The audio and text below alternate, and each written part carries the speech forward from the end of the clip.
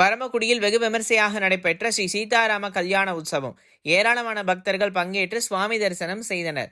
ராமநாதபுரம் மாவட்டம் பரமக்குடி யமனேஸ்வரத்தில் அமைந்துள்ள அருள்மிகு ஆஞ்சநேயர் ஆலயத்தில் சீதாராம கல்யாண உற்சவம் லக்ஷ்மணன் ஸ்ரீ ஹனுமனுடன் ஏராளமான பக்தர்கள் தரிசிக்க சிறப்பாக நடைபெற்றது. ஞானவான்களாலும் ஆலய அறங்காவலர் குழுவினராலும் உபயதாரர்களாலும் நடத்தி வைக்கப்பட்ட இந்த திருக்கல்யாண காட்சியில் பக்தர்கள் கொண்டு வந்திருந்த சீர்வரிசையுடன் திருக்கல்யாண பூஜைகள் நடைபெற்றது.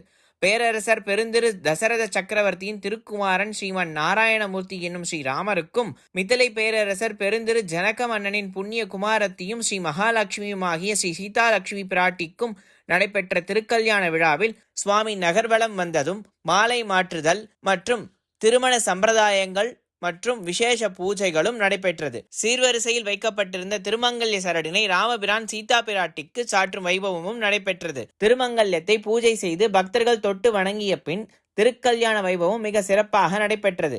தொடர்ந்து மகா தீபாரதனையும் காண்பிக்கப்பட்டது. திருமண விழாவில் பங்கேற்றிருந்த பக்தர்களுக்கு திருமங்கல்ய சரடு பிரசாதமாக வழங்கப்பட்டது. சீர்வரிசையில் வைக்கப்பட்டிருந்த இனிப்பு வகைகளும் பிரசாதமாக வழங்கப்பட்டது.